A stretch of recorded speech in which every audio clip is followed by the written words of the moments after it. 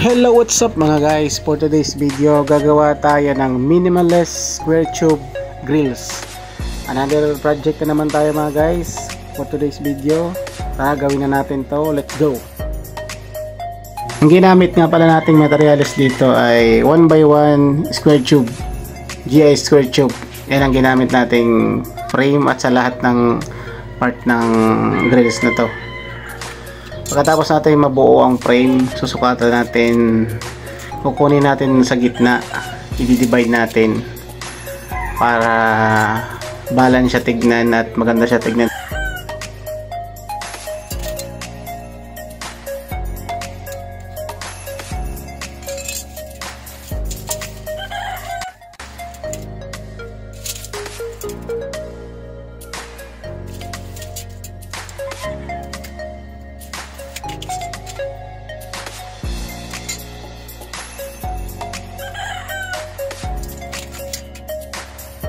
At pagkatapos natin masukatan both side ay lalagyan natin dalawang vertical square tube.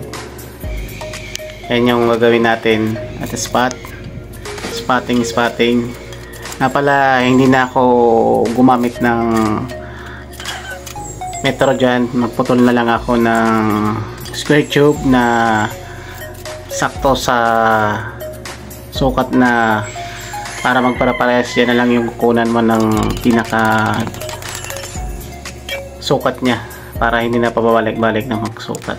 Kasi apat na 1.2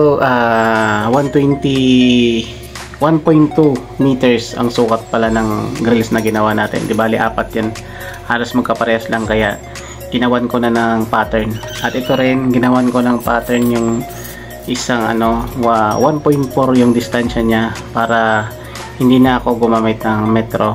Kaya yan yung diskarte natin kapag halos lahat ng mga dalawang magkaparehas na grills ang gagawin ko, 3 hanggang 4.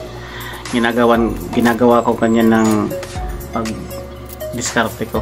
Sana matutunan nito ng mga bago lang na nag-DIY or gumagawa ng grills na kagaya ng square tube para mapabilis ang trabaho natin.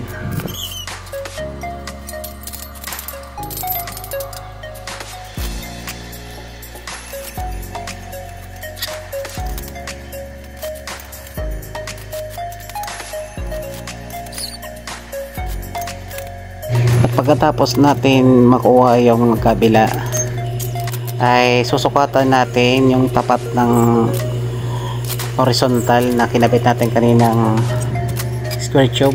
At ganyan lang, ngayon lang ka basic yung design nya mga lods. Yan lang kasi ang gusto ng customer natin, na simple lang daw ang design na gusto niya para hindi siya magulo, refreshing sa mata.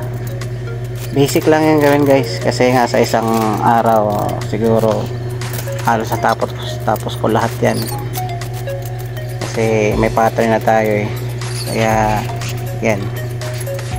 So napaka basic lang gawin. Sa mga baguhan na welder, ito yung mas maganda rin gawin pag gusto natin mapadali ang trabaho natin. Ganyan, lagyan natin ng brace sa gitna, dagdag design, dagdag tibay. Ganyan lang ka basic yung ginawa nating grills. 120 by 120 ang sukat ng ginawa nating grills. At yan ang pattern natin, 10.4 cm po yan mga guys.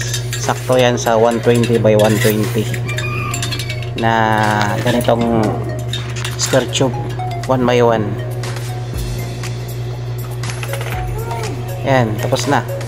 Full weld na lang at pintura, kakawit na.